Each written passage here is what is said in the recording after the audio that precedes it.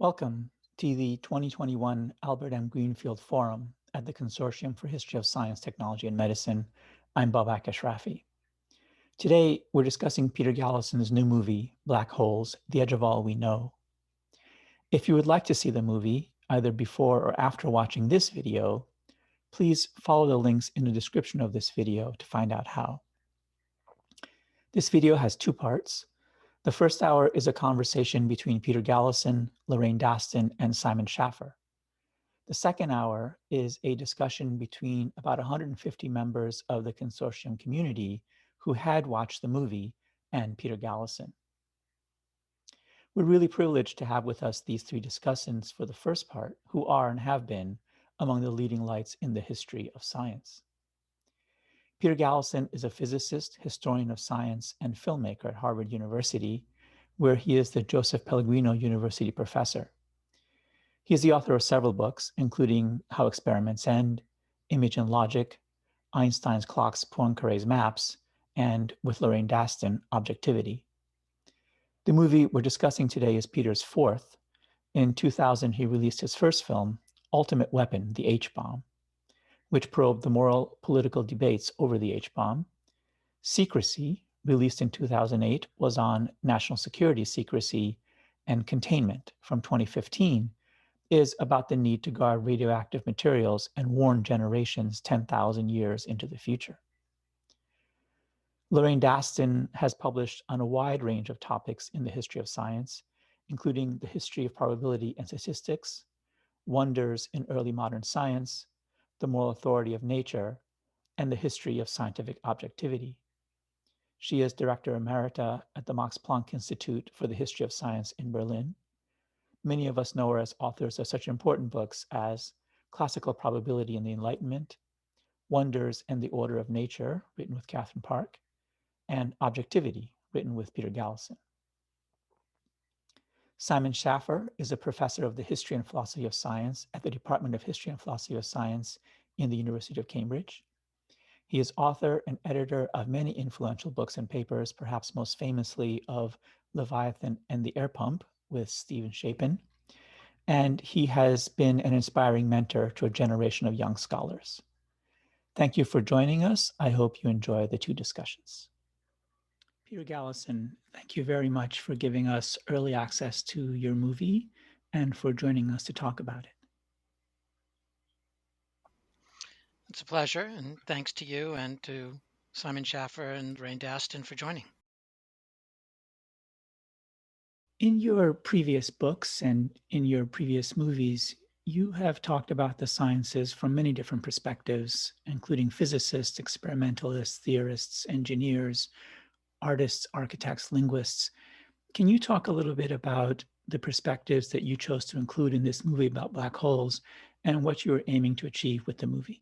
I had in mind with film in general to try to get at the sort of the material circumstances in which science is produced, something that can also be approached obviously in print, but I thought seeing things in their immediacy would be helpful.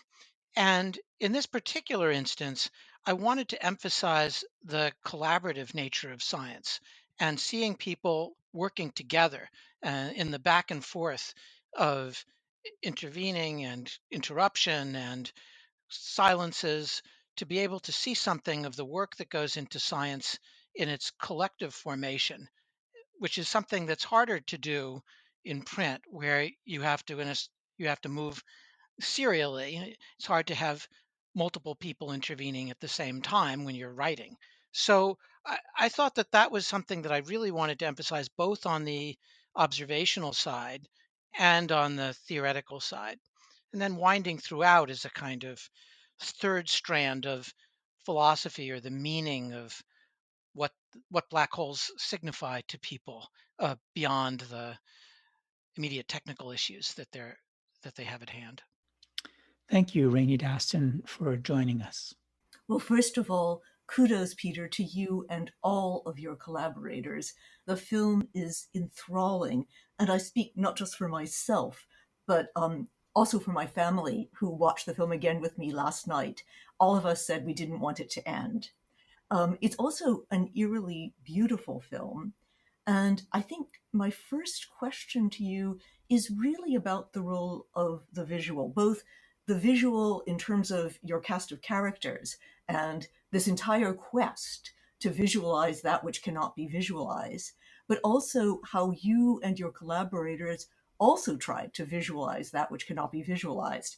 So I can't help but be struck at, and this is, I say this um, as an early modernist, by how archaic, frankly, some aspects of this ultra-modern, avant-garde science project seem to me.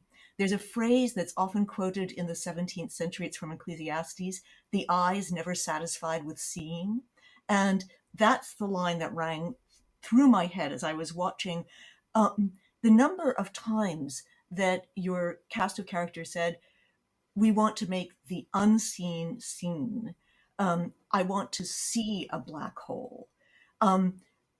The appeals to computer simulation, because it also renders the invisible visible, or that beautiful vortex tank, something that Descartes would have loved, with the perfectly swirling whirlpools.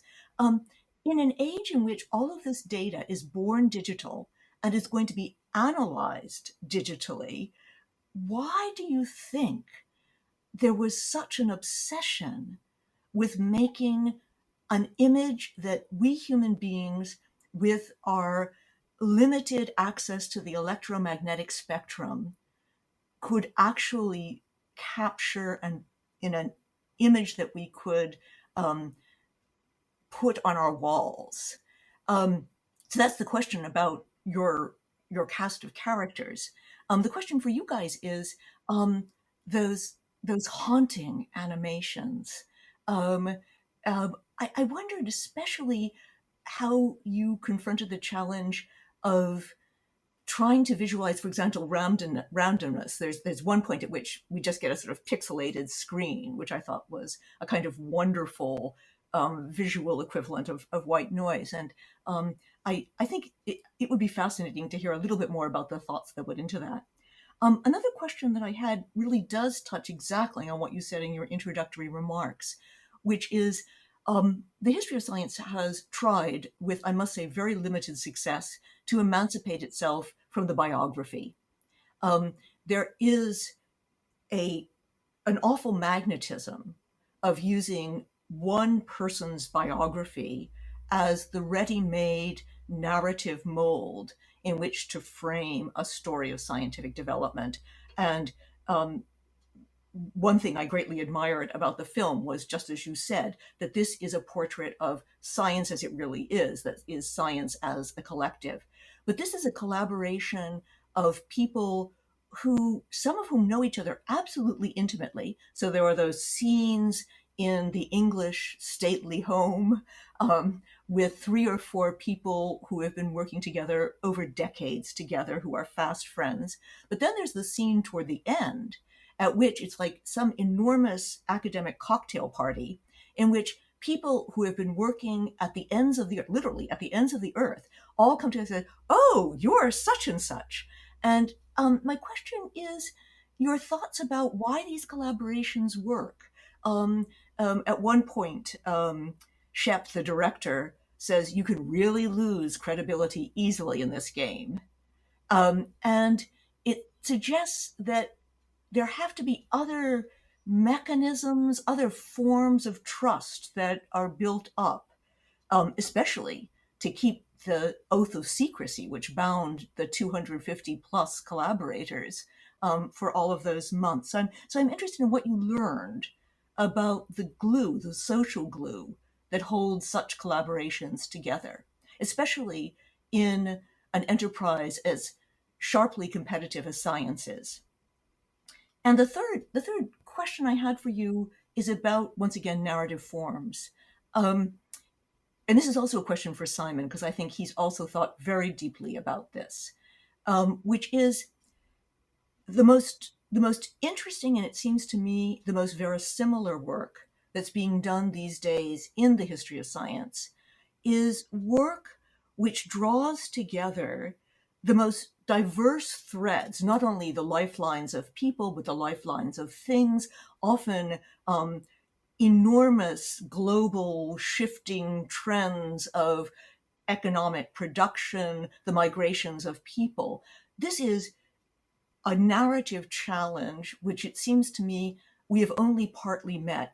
And it struck me in watching the film, especially the second time, that there's something about the film medium, there's something about the technique of cutting and montage and juxtaposition that creates narrative possibilities that are better suited to do justice to this kind of multidimensional history.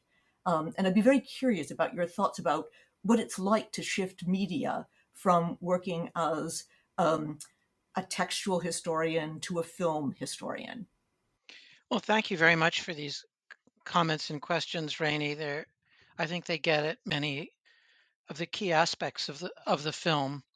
Let me uh, proceed in order. Uh, why imaging? Why this what seemingly archaic form of trying to get a picture of a black hole when you might have other analytic representations, of the intensity of light as a function of radius, and you see a bounce, and that indicates there may be a ring, and so on. But why do you want to see a picture? It seems to me for a long time what the pictorial has offered, and this is not just a contemporary aspect, but something that goes far back, is its open-endedness and the openness of the visual, that you can get something very different from what you expect. It doesn't mean you always do, and there are obviously ways, and in fact fears, that you could distort images on the way to the page. But I think the hope of images, more than certain analytic approaches or statistical approaches, is that you might be really surprised by what you see. And I think that sense that black holes, which had, the great LIGO experiments, which saw these gravity waves picked up at different stations on either side of the United States and now including Italy, uh, those can give strong analytic force to the idea that there are black holes, but people wanted to see it, to be able to say, there's a black hole, and it looks roughly like what we expected. And so that's one aspect of it. I think that I think in astronomy there's also another aspect, which is that astronomers have a particular attachment to the visual in a way that may exceed that of, say, particle physicists. And the long tradition of being able to see galaxies, and Simon's written about the intent to disaggregate these nebula into discrete stars, and the debates that surrounded that in the 19th century. Uh, but this attempt to look into the world above has been very central to astronomy. It's not the only way of doing astronomy, but it's had a long tradition. I think that the animations, what I've tried to do increasingly in the films over the four films that I've made, is to bring animation in more and more strongly. But one thing that is, I think, constant is that I never wanted the animations to be just illustrative. Like here's a black hole hitting another black hole, and here's an animation of them hitting. I'm not interested so much in that, although the role of simulations in for the physicists is more representational, or presentational ab nihilo, than the animations, say, these black and white woodcut like animations that Ruth Lingford did in this film, and that I collaborated with her and Rob Moss in Secrecy. We did something similar. Those in a way stand in a register that is not illustrative, but rather elusive. And in that elusive register, it gave the film a chance to breathe in a space of imagination and association. And to paraphrase Freud, a black hole is never just a black hole for the physicists and astronomers. It's always something else. It's the one-way membrane that, you can pass one way, but you can't come back. That is redolent of death. And they talk about that. And the idea of a black hole with time going backwards inside the inner horizon, and the black hole in a way as something that's an emptiness even within the emptiness of space. I mean, I think this haunts people, and even among the hard-boiled mathematical physicists, there's something about the black hole that has this driving force of the elusive, and I wanted that to come through in the film. So that those black and white, more woodcutty animations have one role. And then the simulations are something else. And then the physical simulations, the physical modeling of the vortex, I think I'm completely fascinated by physical models of immaterial things. I mean, I think they're like a metaphysical joke in the best and most adorable sense. I mean, there's a long history of them. Certainly, one thinks of Descartes, but Maxwell and Lodge, and I mean, there's a long 19th century history of this. Goes into the 20th century. Can you make water waves produce the Casimir effect that pulls two plates together? And then going back and looking at a problem in the 18th century, boats would approach the pier sideways and do great damage. And coming back and saying, "Oh, that's just like quantum electrodynamics." And so I think this idea of the physicality of the world as a way of grasping these highly theoretical ideas appeals to me enormously.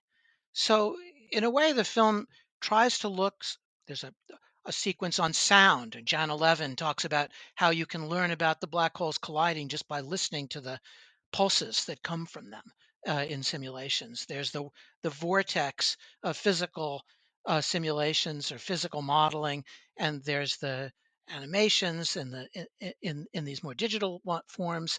There's the theoretical work. I wanted to see the different sort of forms of inquiry life that organize themselves around the black hole, in part for themselves and in part because they signal to us something about how black holes stand for us in the culture now, even within the scientific cultures, plural. Uh, on the collaboration, I think what drives people to collaborate in many fields, sometimes it's just a multiplication of work. You just have tasks that need to be extended beyond the capacity of an individual. But more interestingly, it's when nobody, even in principle, can do these things themselves. The technique of imaging the black hole requires the coordination of observatories all over the world. You need a planet-size telescope. And so the basic unit of analysis is a pair of observatories, not an observatory. And it's these cat's cradle of connections among the different observatories that provides a way of making this virtual mirror of a telescope the size of the Earth. So at a first level, this has no center. It's not even like CERN, which is a giant center of physics, but there's a director's office inside CERN. CERN is located on the French-Swiss border, and you can find the desk of the director in the director's office. I mean, it has a center, or you could say its center is the detector or the control room, but there's no such thing here. And I found that appealing and interesting. But beyond that, there's a collaboration of the forms of expertise. That some people are good at repairing equipment at 15,000 feet when, if you were flying an airplane, you'd be banned without additional oxygen. But, so people, you have to write down on cards. When I was filming up there in the early scenes in the film, I had to really make notes to myself because you really become stupid at 15,000 feet after a while. There's just not enough oxygen to think, quite aside from altitude sickness or the ability, you think you're going to bound up some stairs, and after 3 steps, you're not bounding anywhere. So, but I think that there are people that are good at repairing electronics and designing new back ends of electronics and computer vision and theory. There are people that are really good at data analysis and um, programming. I mean, it requires a great variety of different people to do this. And on the theory side, you see the same thing. Um, and Andy Strominger and Malcolm Perry and young Sasha Heiko and Stephen Hawking talk about their complementarity. There's one moment in the film where Andy turns to Malcolm and says, "Well, nobody can calculate 1,000 terms without making a mistake." And not even you, Malcolm. And Malcolm says, sort of deadpan, "Well, I could do 500, but I couldn't do 1,000." And he could do 500, but nobody can do that. So they have to bring in the computer. But Malcolm, likes to set out on a path, and there was a sort of a visual rhyme to that I used of them hiking in the woods, where Andy says, "I like to just go straight up, and the risk is I get completely lost and stuck." And Malcolm likes to go straight and true. The danger is if he's not going in the right direction, you don't get where you wanted to go at all.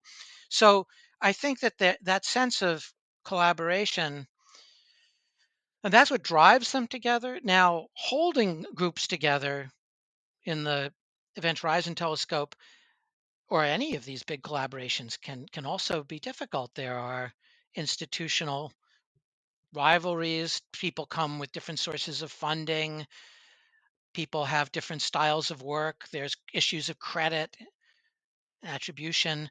I mean, so it's often a balance between the clear benefit of collaborating, and it can be difficult too. Um, and then you asked about forms of narrative, which is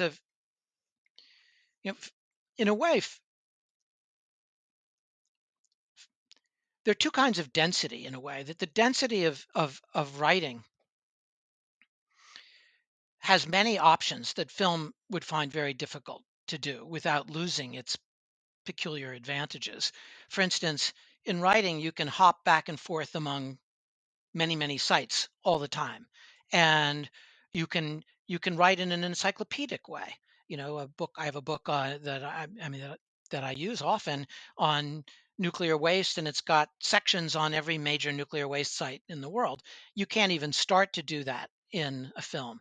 You can't say there are three good examples of this in a film and provide them seriatim. The film will die on the table.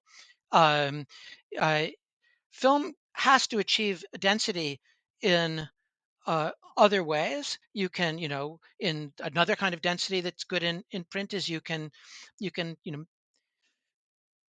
can play with multiple meanings. And since you have authorial rights of control in some way, you can weave themes in all sorts of verbal ways that you can design.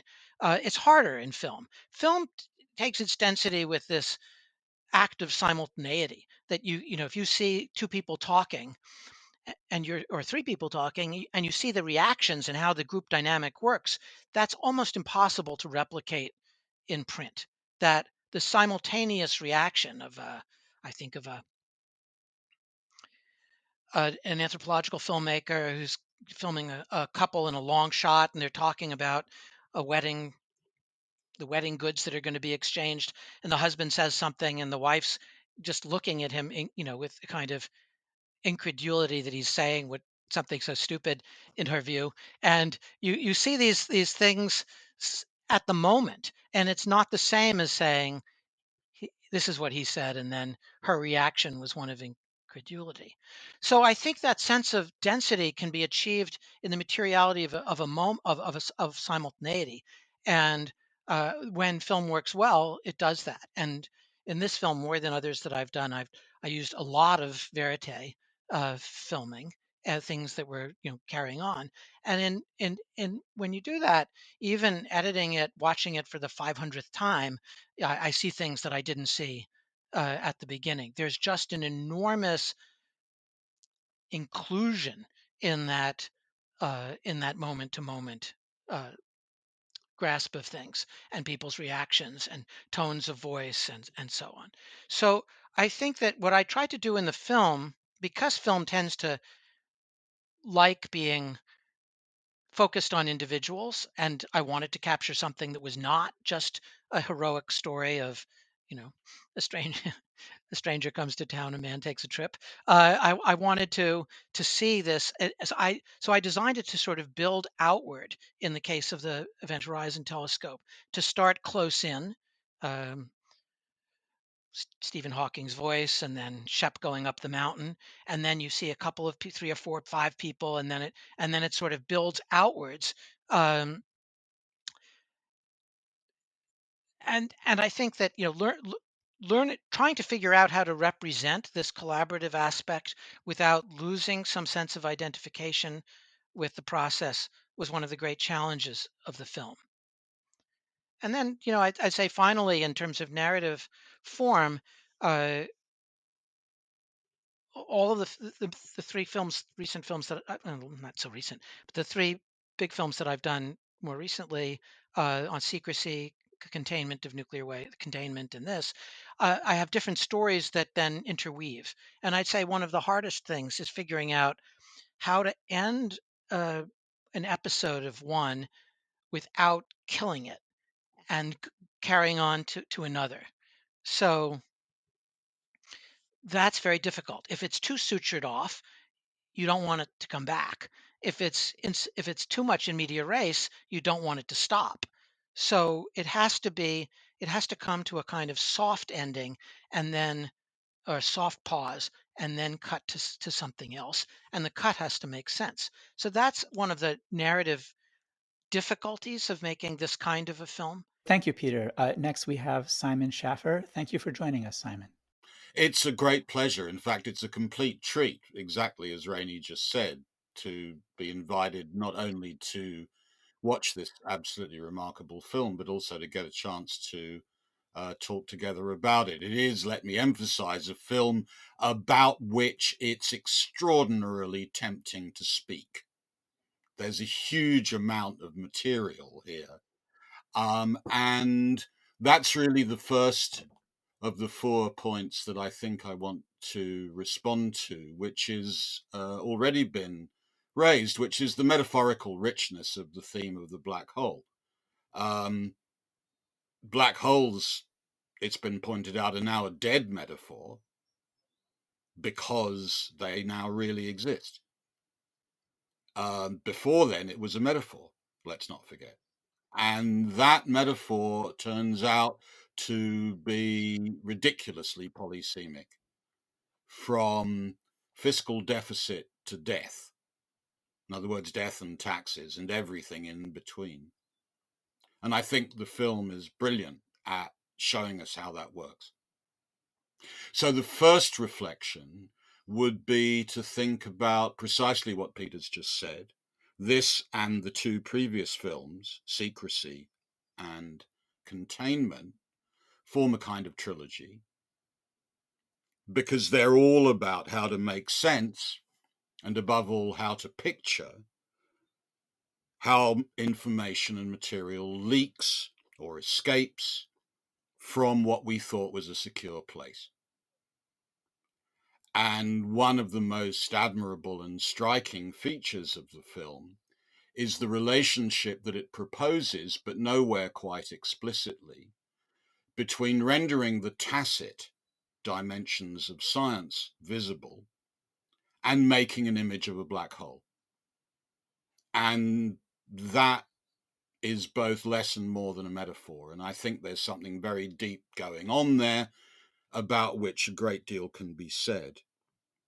In particular, like others, I found Ruth Lingford's animations completely remarkable from this point of view, because they break the visual surface of the film in a technical way that is achieved in only one other way in the film, which is that although it's brilliantly edited, it's deliberate that there are fades to black at regular intervals.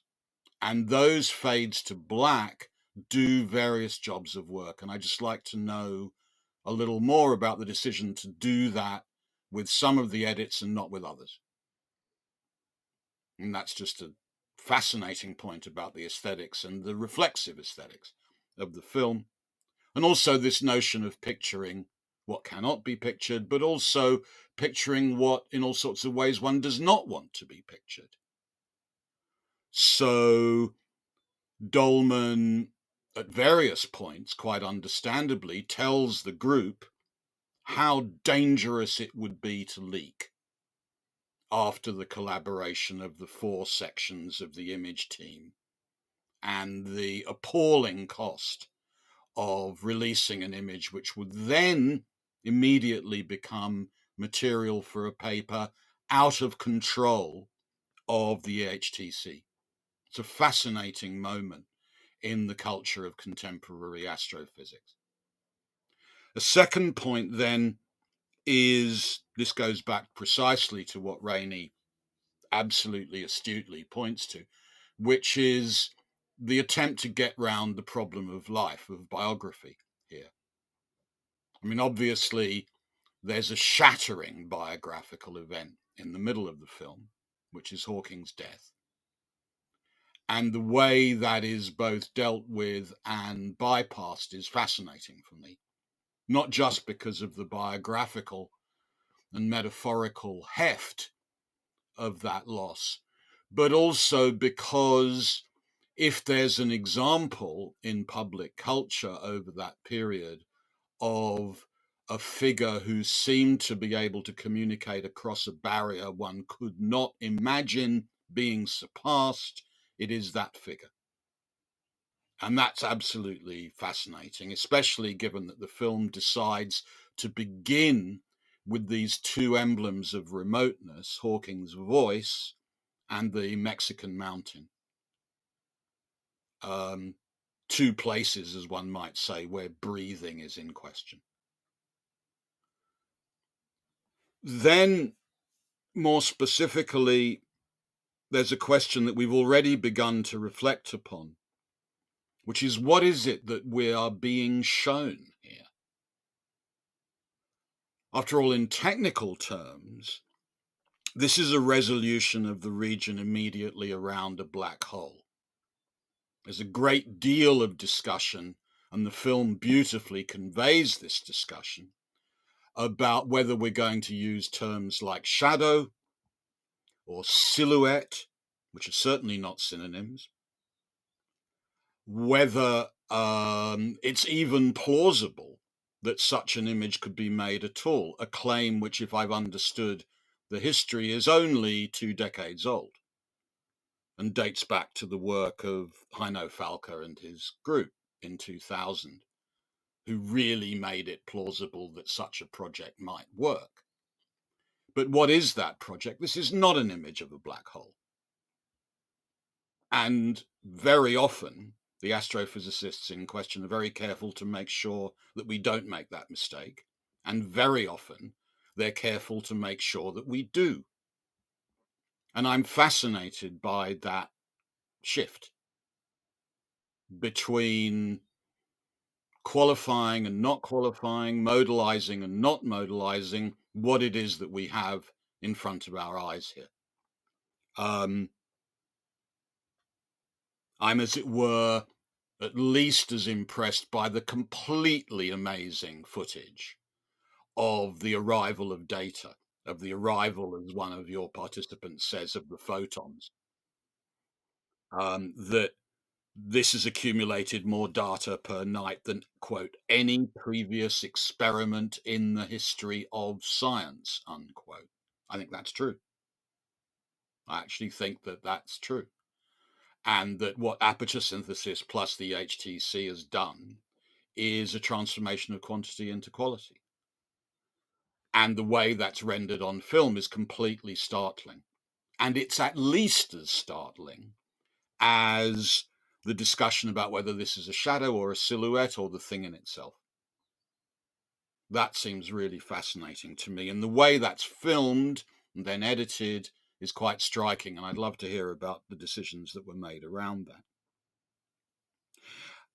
And then there are the rather obvious points to make, so I won't resist making them, which is that in my field, after all, one of the main claims is that what really matters in the labor of the sciences is what cannot be seen, that the transmission of knowledge is both invisible and capricious.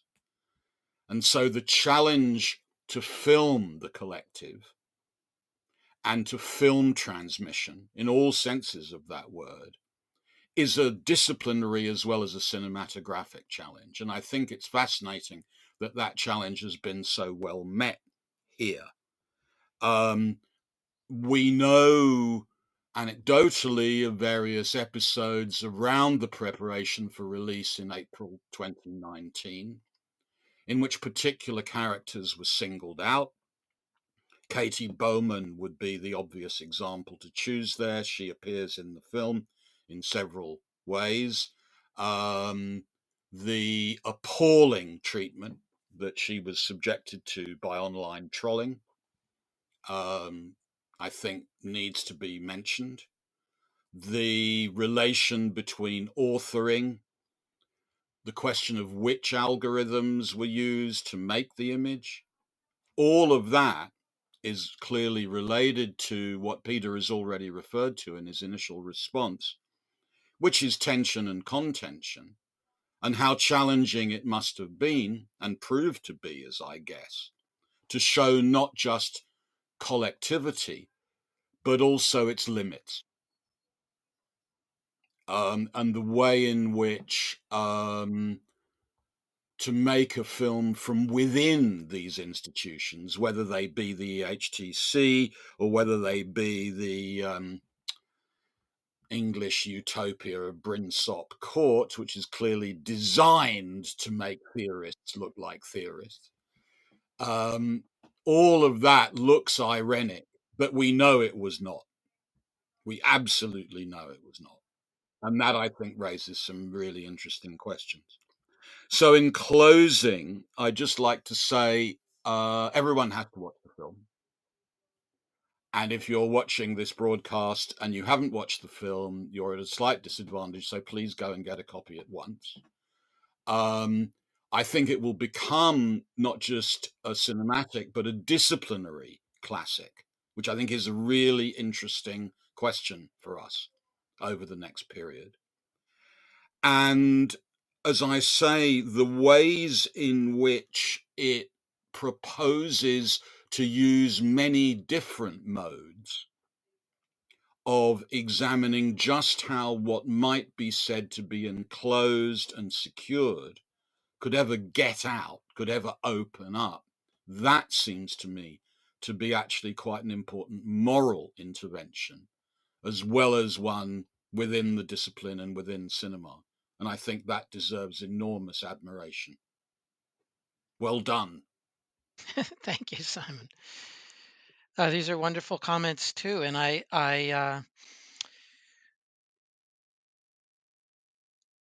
let me start with the animations, with Ruth's animations. One of the things that happened with the animation is that sometimes we'd think of a piece of animation going in one place and then it would fit better in another. Because the animations themselves are not illustrative, they're not, here's an animation of a hard drive being put into the supercomputer, but rather these more elusive structures meant that the placement evolved as we moved along, and I should say that we worked with Ruth and with the other collaborators. Zoe Keating, we haven't mentioned the music at all, but she designed, she wrote and performed the vast majority of the music. There's a piece of Bach that's performed by Yo-Yo Ma, who let us use that, but that's that, that stands in its own place in the film. It's a longer story. There's sound designers we worked with, but we worked with our principal collaborators. We being Child King, the great editor with whom I've collaborated over 15 years. I I don't I didn't want and I don't want to import music at the end. I think of music and sound as part of the construction of the film itself. I think of editing as part of the film itself. So we edited over the whole time from 2016 to 2020, 2021 when we finished it. Um, Zoe, when we had in classic fashion, you have these cards, file cards of different colors with each major uh, scene on the wall, different colors for the philosophical, elusive side, one for the EHT and one uh, for the theorists. And then Zoe began to think about ways to thematize the music that would go under those. So as we were building the structure of the film, we were also building the structure of the music. So I just bring that in as a parallel to the work of the of the animation. Then there is a more there's a set piece in the film about Andrea Ghez and her work where we use Glynis Fawkes, who's a, a graphic novelist, and we worked with the graphic novel sequence about that. That plays a different role in the film.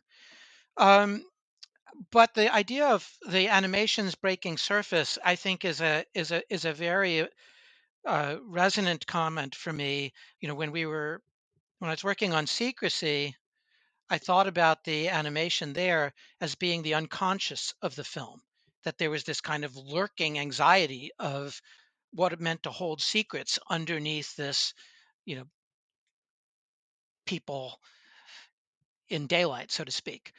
So someone would be talking about the search for weapons of mass destruction in Iraq, and you'd see somebody, in fact, a soldier with a American soldier with a flashlight, breaking locks and going and looking for these things, and then it would morph into uh, an animation where all sorts of things were coming, rockets were coming out in the face of bin Laden would sort of lurk in the shadows somewhere.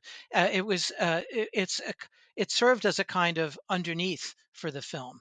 And here too, this thoughts about, the terror of the black hole or the anxiety that's associated with it, or elusive of death, or the end of the end, the astronomers talk about the life cycle of stars. Well, the death of the star is this. So the black hole serves it in a kind of immediately implanted way in the story that astronomers tell about their own objects of study, but also in this more elusive and expansive way. Um, Yeah, there are different kinds of cuts in the film. I mean, as in all film, I mean, there are match cuts where something will, a loud noise here will become something that make a loud noise somewhere else. There are um, jump cuts, and so there are different kinds of cuts, but a fade to black is a particular thing. And I think one of the aspects of the film, because the concepts in the film are challenging, and we try to sort of bring them in multiple ways to our grasp, whether it's in the materiality of swirling dyed water, or sound, or equations, or computer outputs, or simulations, or images, that there are moments when you just need to stop and have room to breathe and think, and sometimes that void we brought with black. And black is a theme throughout the film. A lot of the characters that we did film in studio are lit in front of a black screen. It's not a green screen that goes black, it's a black screen that we have sort of distorted light images projected through glasses and other pieces of broken glass and so on, to make small bits of glass to give it some depth. But that idea of spatiality, of emptiness, of openness it was something that I did have in mind with those cuts to black. Um, on leaks, uh, when I started the film, one of the pleasures was I wasn't going to have to deal with nuclear secrecy for the first time in 3 films. I did film on the hydrogen bomb, the the film, filming at Los Alamos, filming at these nuclear waste sites, filming, around uh, secrecy. So it was funny, I mean, ironic in a way to see secrecy come back. I started thinking that, this is going to be completely open. I knew many of these characters. This in a sense was my world, as opposed to, you know, an alien planet somewhere else. And so, but it became clear this became this biggest secret. And so one of the things that I found that I really wanted to communicate in the film was this sudden, momentary jump at 9:07 a.m. Eastern time uh, on April 10th, 2019, between the biggest secret that it had been. People were not telling their families. People were not telling. I mean, nobody should. It was really secret. It did not leak for a year. I mean, imagine 214 academics not talking. I mean, it's what we do for a living. We talk. We love to share things and that we find. And so that was, and then suddenly at this moment, it became this image that was everywhere. The analysts tell us 1 billion people saw it in the first 48 hours. So it became the most unsecret thing in the world, from being this big secret for a year.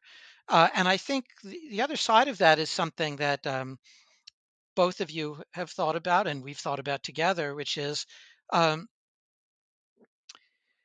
how how s- how s- how s- how secrecy and disclosure play in science has been a fundamental part woven in and out of science from its early days. And its science is proud of its openness and covetous of its secretiveness. And it's often in moments hard on each other that we see that. The cost of a leak, I think, was not a national security issue, but as you mentioned, it was that there would be this a loss of control, and not just that other people might use it, but also that it might be wrong. And we've all known people who have gone to press too soon with results, been shown to be wrong, and then it's as many jokes capture. It's hard to regain your reputation. So it's hard to get to be believed if you do that. And then the biography and the way, I mean, that is a problem that haunted me throughout. I mean, how much I didn't want this to be a film. It's not a film just about Stephen Hawking. It's not about a side of Stephen Hawking that is everywhere always. It was about Stephen asking a question, or what about this? And I think that said something. Sasha Heiko said something very apt. She was a graduate student during most of the film, and then she finishes towards the end. And uh, I should say, I, I loved seeing the film as it was developing. I could see in the edit room her confidence building as she goes from those first scenes to the last scenes, and rightly so. She's enormously gifted scientist. But one of the things that I liked about being able to see these people together, and aware of their differences and different abilities, was the way this enabled collaboration. I tried to, I was very aware. Astronomy, like physics, has been sexist in lots of profound and harmful ways over time, and I tried in the film to give voice to the women in the collaboration and beyond. That was something that was important to me it's an expansive sense of collaboration, but that dimension of diversity was significant. I wanted the brings up versus the conditions of work it brings up versus the sort of stark white rooms and the airless chambers of the observatory was really striking. And I must say that when the theorists saw how their other half lived, they were shocked that they worked in such appallingly difficult conditions. And the experimentalists were shocked in the other way. They said they couldn't believe that these people were living in the lap of luxury and sipping wine in an estate, especially for my British collaborators who could read with vivid clarity what Brinzop signified. That sense of things was striking. I mean, I think that in a way there's an intuition that we have about handwork, headwork that's been thought about a lot. You've thought about a lot about Simon. We've talked about that a lot with Rainey. Um, but it was really stark here. Not that all the work on the EHT is handwork, but there was a kind of difference of circumstance, so to speak. Um, I think that the delivery of the data that you pointed to, Simon, I mean, I found that endlessly amusing. I mean, this is just the kind of thing that amuses me to pieces. It's like the moment in Einstein's clocks, Poincaré's maps, where, when working on that, I found that they were pumping time under the streets of Paris in tubes, these pulsed air, and the idea of pumping time then became a theme in the collaboration William Kentridge and I did about the refusal of time. And here, the idea of delivering boxes of photons, of boxes of data, frozen photons, as Shep Dolan says, coming from Chile, from ALMA, and then later from the South Pole. I mean, it's just very funny. I mean, here these photons spend 55 million years getting to us, and then they get put in a box and shipped by Federal Express. So it's or that's the way you get data around. Anyway, I thank you both very much for these comments. Maybe we can have a few minutes to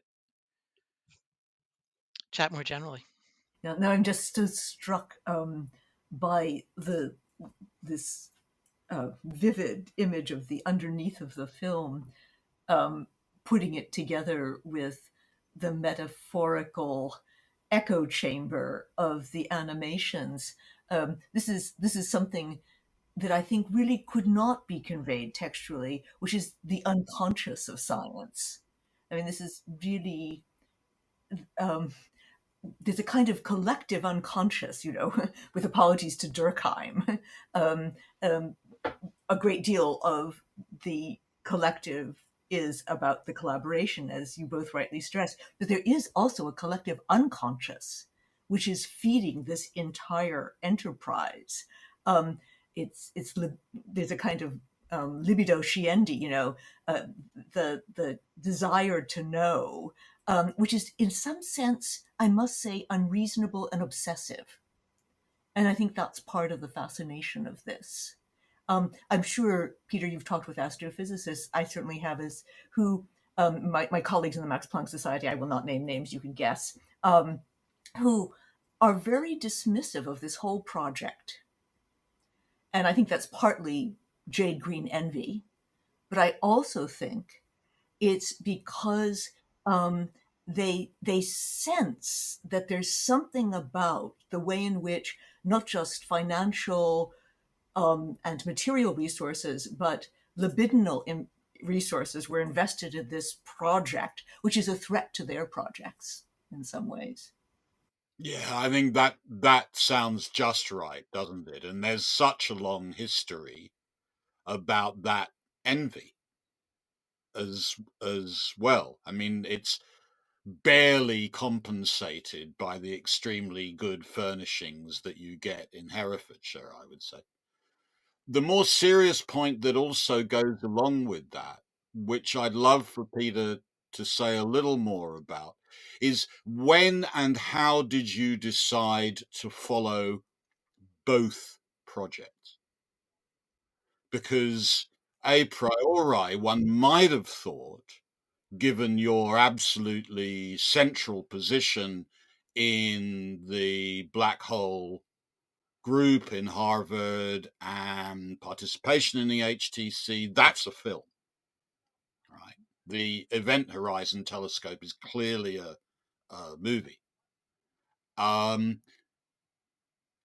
to cut backwards and forwards with the information paradox work seems to me to have part of what's given the film its extraordinary power.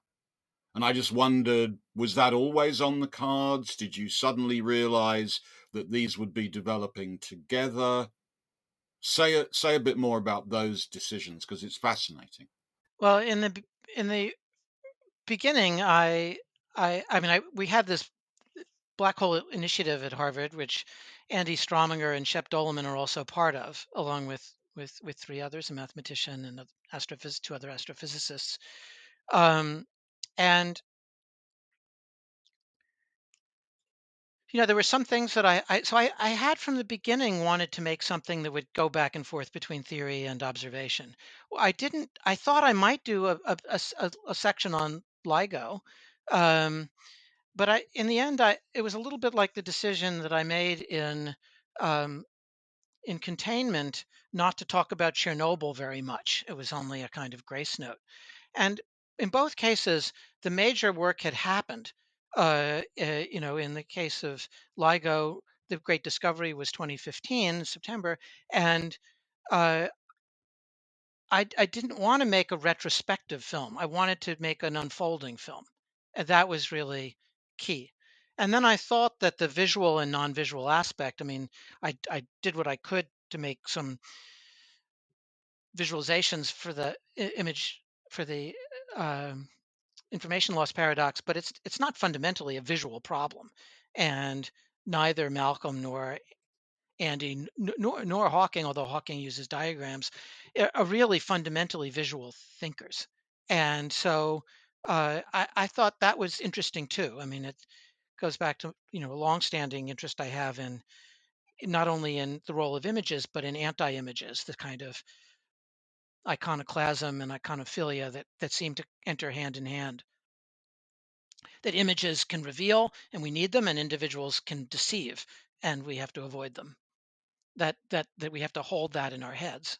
Can I ask a counterfactual question, Peter? Which is, events delivered you a boffo ending. One could not ask. You might as well have scored this in a kitschy fashion with trumpet fanfares and drum rolls. What would have happened if teams 1 through 4 in that thrilling moment in which they pool their results to see if there's convergence? What would have happened if it was closer to 0 rather than to 1? And they had to go back to the drawing board. What did you and your collaborators think about that kind of ending? Oh yeah, there's a brief scene where Katie and Andrew Chale are talking late the night before that meeting, and they're both worried, like, what happens if we don't agree? There are two ways that could have happened. No one could have gotten a ring, or some people could have gotten a ring and others not. If some people had gotten a ring and others not, then I think there would have been intense work to try to understand the discrepancy. If no one had gotten a ring, that would have been much more cataclysmic. And the Hawking Strominger Perry Heiko collaboration could have also failed. It did fail during the course of filming, and then it kind of picked up again. Not just because of Stephen Hawking's death, um, but because they were not converging on an answer. They were getting 0, and they were getting infinity, and they were trying to get a particular number. This number that I've sort of made into the Maltese Falcon of the film is 12J, which they're constantly tracking, and they're getting it, they're not getting it, and it became the kind of stand-in for the search. Maybe I come back to Stephen Hawking's death, which Simon asked about. I tried, in the midst of a period that was very, very difficult. I did try editing different ways, and I thought it would be interesting and resonant to have both the private reactions of his collaborators and friends and these immensely public, parades and ceremonies and world attention. But that didn't work at all. As soon as I cut to, BBC footage or newscasts or announcements, the film just died. It was like it lost everything. And so eventually I thought, and it seemed right at a kind of ethical level as well, to keep inside the reaction of this small group of collaborators.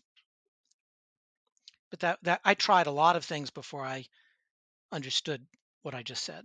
Thank you all very much. This has been really terrific. Yes, thank you. I appreciate it enormously. I couldn't have two more insightful, better watchers of this film than you two, collaborators both. Thanks for joining us again. Pleasure. It used to be we'd walk up to the podium and arrange our papers. Now we face the webcam and arrange our windows. So we have questions coming already. We have two questions about the afterlife of the image. One is how it's changed things to have that image, either for you or for the folks in the collaboration. And then Kathy Olesko asks a specific question, starting with the title of the film as Black Holes, the Edge of What We Know, emphasizing the physicist's conundrum of having the responsibility of seeking new knowledge and not being able to access information that's lost in the black hole, and where the physicists bemoaned what couldn't be known or what was lost. So the black hole is an epistemological problem as much an existential one. And in the results, she asks, when you see the image, knowledge is gained through this massive collaborative experiment. So her question is, can you comment on how the boundary between the knowable and the unknowable has changed as a result of this experiment? Well, Kathy Oleska's question is right on target. And in fact, her intuition about the bright spot or the bright crescent in the south of the image as something like a Doppler shift is exactly correct and technically correct. It is, in fact, the swirl of the billion-degree gas that's moving towards us that gets Doppler shifted towards the brighter that you're seeing there. Now, exactly what part of that flow? Is it part of this huge jet that comes out, or part of the accretion disk that orbits around the black hole? That's still something that's being worked out. But it is the movement of hot gas that causes that bright crescent. That's solid. And she's also right that the title is a play back and forth between, on the one side, the edge of all we know in terms of the current state of science, and the more fundamental epistemological limit that past the horizon we cannot know, or at least we cannot know and retrieve, and we could fly past it and know and then disappear and forever. But that's on the third part of her question, which really is, what is the relationship between the information lost and the information in when something falls into a black hole, and the information that you gain by studying the swirling gas around it. The swirling gas around the black hole is an indicator, a kind of probe of the extreme space-time at the immense curvature near the horizon. The information that's lost is about the origin of the black hole. It's this fundamental tenet of physics since really the time of Newton and Laplace, that if you knew the current state of the world, that and you knew the laws of physics, that you could determine how things got to be the way they were, like reconstructing where the billiard balls were before the particular moment that you're looking at them. And that was very upsetting and remains very upsetting to physicists, that this idea of the ability to recoup the information of the past from the current state of things is violated by black holes, as it's not violated by any other object in the known universe. And that's really upsetting. And that's why this information loss paradox lies so central to many scientists. Peter, we have a question about your shift to making movies instead of written publications. Can you talk a little bit about how that's been received? And I think we have a young scholar who's asking about the prospects for engaging in similar activity in the context of needing to publish a lot as a young scholar. So I've never thought about film as a substitute for writing. I think of it as a way of dimensionalizing writing. That is to say that writing and filming, or writing and exhibitions, or writing material objects, there are many other ways to complement what writing does so well.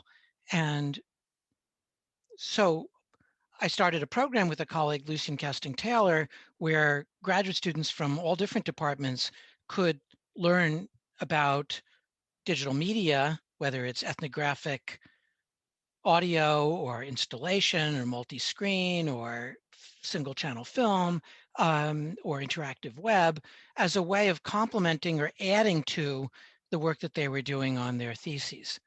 And that, I think, works very well. There's a strategic question and a more epistemological question. The strategic question is, would it be a good idea for students to be able to just do a film or an interactive website or an ethnographic audio installation instead of a thesis? And there are some places that have begun to explore that. At a strategic level, I think probably I would hesitate about recommending that to anybody, especially a young scholar, because so much of the evaluation structure and gatekeeping of the academy depends on writing. And there are people who think of film as a vehicle of popularization, not a vehicle of inquiry. I think of it as a vehicle of inquiry, but so that's a strategic answer. The epistemic answer is, I think there are things that writing does better than film. If you have many sites, or you're cutting back and forth in radically different times to try to track the history of a concept or a practice, writing can do much better. If you want to give 3 examples of something and make it persuasive in a written medium, that works pretty well. If you in a film stop to give 3 examples of something, the audience, no one can watch. It's unwatchable. It's not film. It's film. It's a slideshow maybe, but it's not film. So there are things that writing can do really well. You can also, because it's not a time-based medium per se, you can skip. You can read the introduction, the conclusion, the chapter titles. You can get the thesis of a book. We read. We have different reading strategies for philosophy, for poetry, for history. Film progresses on the whole, modulo skipping ahead using a high-speed pass through the film, and it moves progressively and over time in this more systematic way. The density of film is around capturing the materiality, the simultaneity of things. If I had to describe you, Bobak, on this screen in writing, and I had to simultaneously say the book's on the shelf and what's on that cart and you and the expression on your face and what you're saying, I would be lost. It's impossible. Writing doesn't allow that simultaneity of presentation. Its density is elsewhere. Its density is in the analytical structure and in history writing anyway, or the evocation of a place. But in film, you can see things simultaneously. You can see 2 people looking at each other and interacting, and a look of dubious astonishment in one person while the other person's speaking. You can see somebody whose words are undermined by their facial expression. There's a density of place and structure that you can work, but it's not in words. The number of words in a film is tiny compared to a book or even an article. So I see writing and film as having 2 different kinds of density that allow us to grasp the world in complementary ways.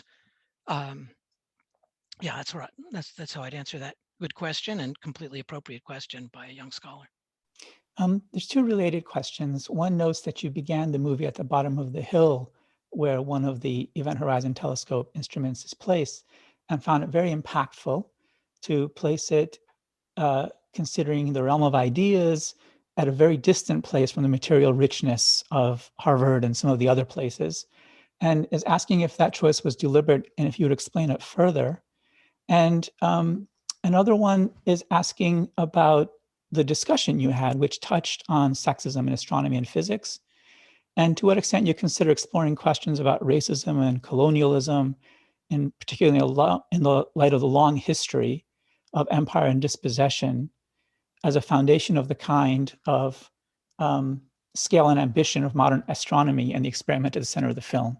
So 2 related questions about how you place the film and the role of the events in the larger world of such inequality. Yeah, I mean, they're very good questions. And, different telescopes have had different relations to their surrounding communities. And, there were famous, well covered by the international press, disputes in Hawaii, for instance, about control of the mountaintops and their indigenous significance as, and different groups had valued the mountaintops for different reasons. I think one of the many key factors here is exactly the perceived wealth. There's a German telescope that's being erected in an impoverished site. The mountain itself wasn't disputed, but the surrounding land. As soon as people thought this telescope was a good idea, but as soon as it became clear that there was this immense wealth in immediate proximity to extreme poverty, it is problematic in a completely understandable way. It's not been the focus of the film that I made here. I chose, you have to choose your battles. I really wanted to represent the strong presence of women in astronomy, partly as a countermeasure to what I've seen as, not that physics is any better, but to the physical sciences have been worse, say, than the biological sciences, I think, in the representative structures of who becomes an astronomer and who feels safe and respected in these remote sites and in other places. So I do think these are issues that are important to think about. We have on the Event Horizon Telescope, and I'm on it, a committee on diversity and inclusion, and that's been something that has been important to me. I have other, I have other films where some of those other issues are front and center. Containment, for instance, I was focused to a certain degree on a African American community that's hard located against the South Carolina nuclear weapons site at Savannah River. So, and I think that these, I think these are issues for astronomy. They're issues for the sciences. They're issues for universities, and they're important. We have a cluster of questions by John Krieger and Anna Maria Meister and Cameron Brinser about developing consensus and in such global experiments. And if you could talk more about bringing together knowledge and people across the world. And one of them in particular reflects on the questions of how experiments end, about how arguments emerge. And if this, and John Krieger asks, is this more than just a disciplinary film, but a kind of political engagement, and tells us something about how scientific consensus is built? I really wanted the idea and the feel of collaboration to come through in this film. If there were two things that I knew from the beginning, it was one, that I wanted to see the science unfolding and not as an explanation or representation after the fact. The first film I made many years ago on the hydrogen bomb debate was about the period from 1949 to 52, roughly speaking. It was long past. I thought it was important because I wanted to make a film about science that put the ethical, political dimension front and center. But I couldn't, there was very little I couldn't go back to 1952. So I could use archival footage, and I did, and other, still images and so on, but it's different. And I wanted this to follow that. The other is science. As John Krieger, who's worked on many problems where collaboration was central, including the development of CERN, knows that, these are not individual achievements, but they're structures that try to reinscribe, like the Nobel Prize, the individual nature of science, even when it's accorded to somebody who's standing in for 100 or 500 or 2,000 physicists and an equal number of engineers. So I wanted to make a film that gave you a material sense, a really virtual presence in these moments of what it meant to be able to reason together and argue and see people trying to figure out how they're complementary and not identical skills. This is not a lot of people doing the same thing. There's a lot of people doing a lot of different things. As far as the international side goes, the great problems that face us, whether it's the pandemic or global warming, large scale inequality in the world, are problems that can't be really faced down individually, much even nationally. So I always thought of, in a way, this film as being something of a kind of, I don't know, an exemplification of what it meant to try to bring people together from dozens of different institutes with multiplicity of languages and cultures, of different ages, from someone who's barely 20 to people who are the most senior people who helped found the modern science of radio astronomy in their 80s. I thought that would be really interesting. And so, in a way, I do think of it as having a political dimension, not explicitly. It's not about party politics, but in the notion of collaboration, even across differences. John Krieger would also like to know more about the extraordinary music and about how and when it was integrated into the film. Oh, that's a really good question. Zoe Keating is a musician I've hugely admired, and I really wanted the music to be built in at the beginning. The first film I made, it was dropped in at the end, and I hated that. I found music, or even in one case got a composer to compose something to the film as it existed. But here with Zoe, and I recommend her music to you, if you don't know it already, she worked with us from early on in the project, maybe a year into the 4 or 5 year making of this film. And for example, when I make a film, I use a very old-fashioned method of like file cards stuck with magnets on a giant board with different color codes for the different themes: the philosophical, allusional,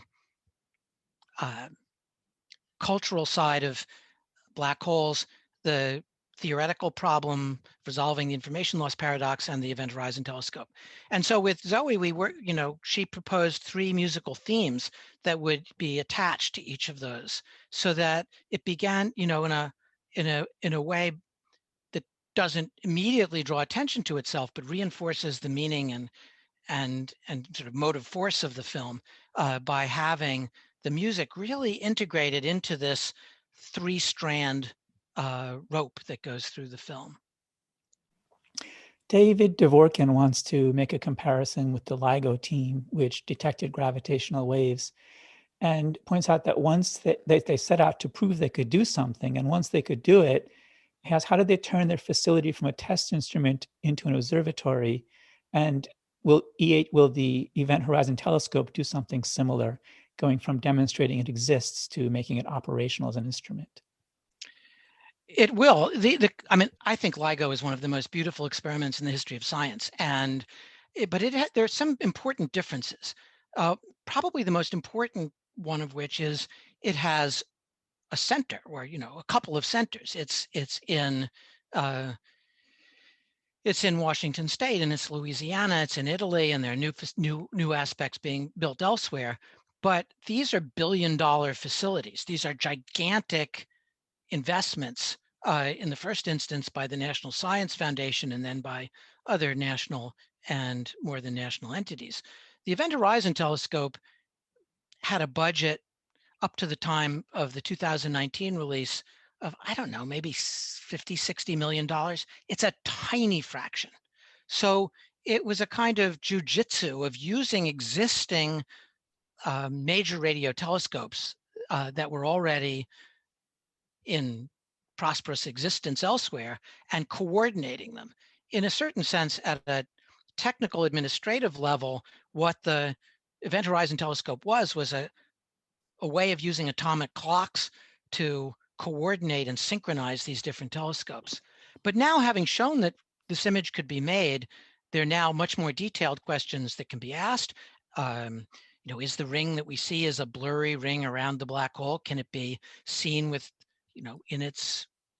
in polarized light, which is one set of papers that just came out? Or the next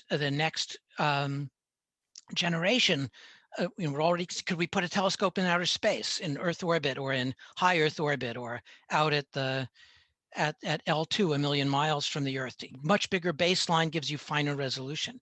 All of these projects would involve multinational cooperation, and the project itself has grown from, I think when I joined, maybe, I don't know, 60 people, 50 people. When publication occurred, maybe 200 people. It's now 350 or 400. So it's grown a lot, and people have, and that expands possibilities and building new telescopes and locating them, thinking of making telescopes where you need them, not where they happen to have been built by earlier generations of astronomers. So I think David's questions is very appropriate. And I think as one of the future goals would be to study not just this black hole, not just the black hole at the center of our own Milky Way galaxy, but hundreds or maybe thousands of black holes, which you could do if you could put telescope in space or telescopes in space and begin to get the kind of broad understanding of the demographics of black holes, the way you could never understand the main sequence of stars by just looking at our sun. You do it by looking at many stars, and that's one of the hopes that could be done if in a further generation of work. Tomas Uriburu has a question about the final image in terms of its scientific objectivity, and he wants to know about the process of merging multiple images into one, and that being driven by an idea of how black holes should look. So how should we think about the objectivity of this final image? That's a very appropriate question. When Lorraine Daston and I wrote Objectivity, the book, we had in mind sort of three layered aspects of objectivity, in parodying, in a sense, the argument. It was that in the 18th century, there was a strong sense that an idealized image was a better way of looking at an object rather than the particular skull or clover leaf or anything else that you were looking at, because why would one care about the accidental imperfections of this skeleton or that cloud when you could look at the ideal version? A second was this idea of mechanical objectivity, where the goal was to render an individual object with as little intervention as possible. And a third was the use of judgment.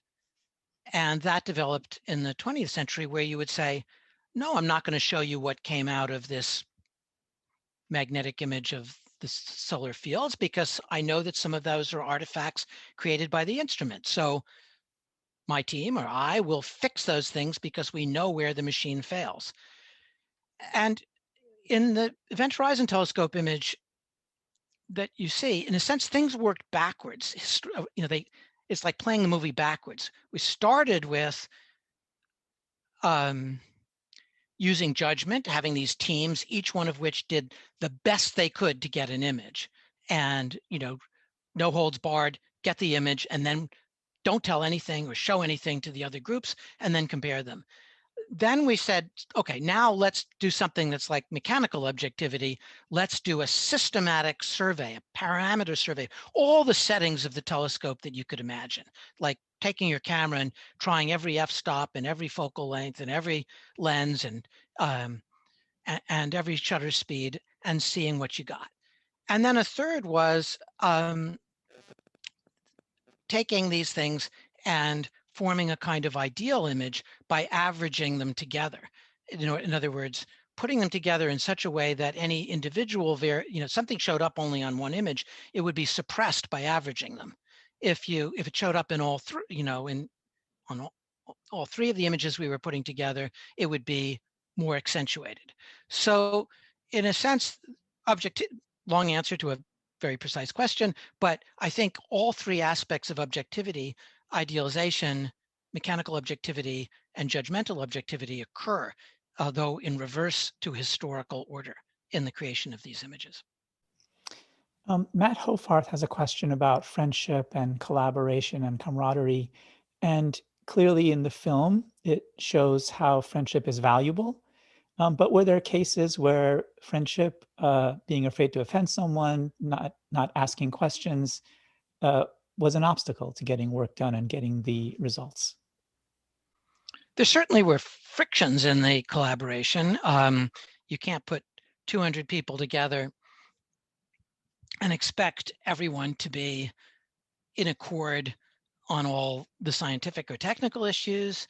There were issues of credit. There are questions of the different career stages. There are people, younger people who are more at a more vulnerable stage of their careers and who were graduate students, postdocs, in one case an undergraduate, and people who were secure in their employment, people who were staff scientists, differences between Europe, Asia, United States, many other places. So there were times when there were frictional encounters.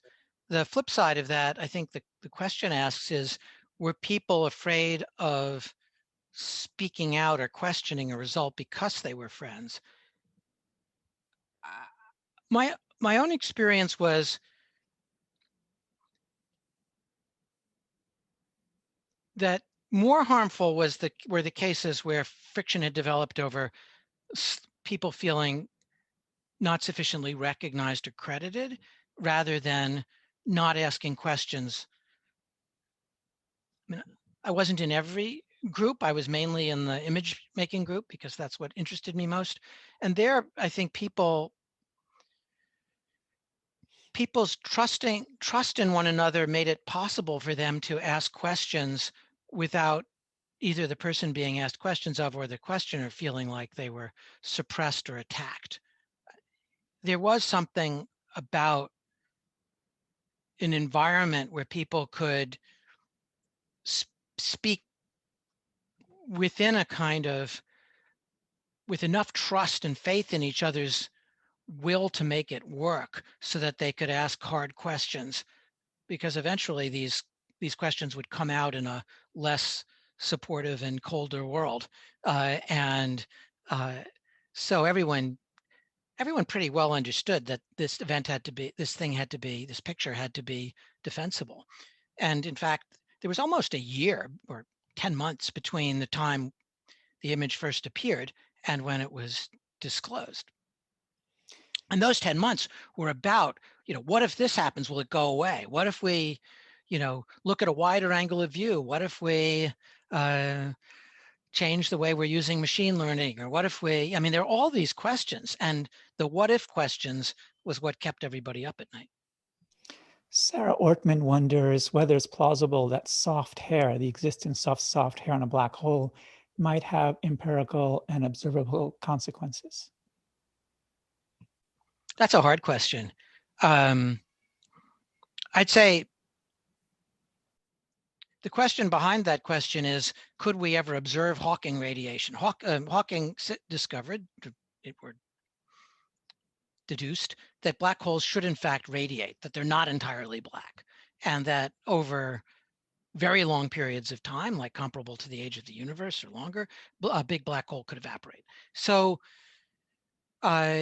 if there's soft hair, and if this method of resolving the information loss paradox proves its worth over time, you'd be able to show not only what Hawking and his collaborators did show, which is that the soft hair could store enough information to record that which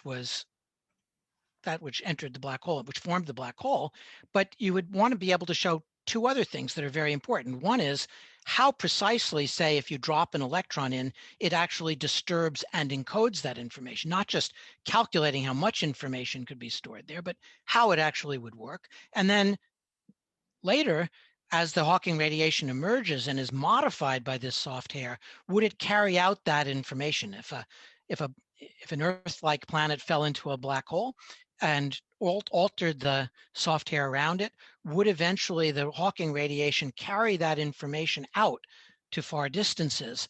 And so really prove, that's what you'd want to show theoretically, to show that in fact the information was not lost. Now, whether you could eventually detect Hawking radiation and even more precisely recover information from it is a question probably for the very long term, one that's not going to be resolved anytime soon. But yes, in principle, you could measure this tiny amount of radiation that comes from a black hole, and you could study it further and see if it could extract the information that had been encoded in the soft hair. Peter, I wonder about the folks that you were interviewing. You included folks at all levels of seniority and juniorness. In the YouTube era, in the Instagram era, in the Zoom era, in contrast to older films like, say, Day After Trinity, where the folks who were interviewed were already public figures. And I wonder how aware you were as a movie maker or had to deal with their awareness of their self-presentation as individuals, as members of the team, as representatives of Harvard University and other institution, and how that interacted, how that interfered or supported your efforts as a filmmaker. I think different people had different views about filming and me. But in general, I found, there were some cases where, like the great sequence of the swirling water in Silke Weidenfurtner's laboratory in Nottingham, where I worked with an astonishing cinematographer. And there were other scenes where, so there I had a crew. He had camera assistant, a sound person. There were other times where there simply wasn't, it was too intimate, too small a circumstance to do that. An example was that scene where Shep Doleman, it's 2 or 3 in the morning and there are only a couple of people left in the sort of command post in this seminar room. It's also an office that I shared with Shep, and there was no film crew. I just filmed that. And so I think that the circumstances of filming, one advantage of having, the disadvantage of having me film is that I'm not one of the great cinematographers of our era, as is the cinematographer who did that scene and who also filmed some of the Fukushima sequences in my last film. But the advantage of some of the times when I could film by myself was with no sound person, just clip-on mics and auxiliary microphones placed in various places, and was that it was much less disruptive, and people, over 5 years, people got pretty used to the idea that sometimes I, put down one hat and take on another. And so I tried to follow some representative moments in the film. And there's probably 20 or 30 times as much footage as appears in this film. The film is about 95 minutes long, but many times that in scenes that I thought might work. One of the reasons I like to edit along the way is I hate that feeling you think, oh, I really got that, and you don't. It's not good. It's not interesting, or the sound's bad, or it's irrecoverable in some way. Or somebody that seemed to you very sincere at the moment comes across as withholding or and not in an interesting way. So there's a lot of decisions that have to be made after the fact, but I try to make them close after the fact so I can really then see what I need next. Peter, thank you very much for sharing your movie with us and for joining us to talk about it. It's a pleasure. Thank you all for coming, and thank you, Babak, for organizing. If you haven't seen the movie yet, please follow the links at the Consortium website or in the description below this video on YouTube to find out how you can see it. You've been watching the 2021 Albert M. Greenfield Forum at the Consortium for History of Science, Technology, and Medicine. Additional support for this event has been generously provided by the Pew Charitable Trusts, the Andrew W. Mellon Foundation, and the Rita Allen Foundation. Please check our website, join the mailing list, or follow us on your favorite social media for other activities and resources for research, teaching, and learning about the history of science, technology, and medicine. Thank you for joining us. Goodbye till next time. Thank you all.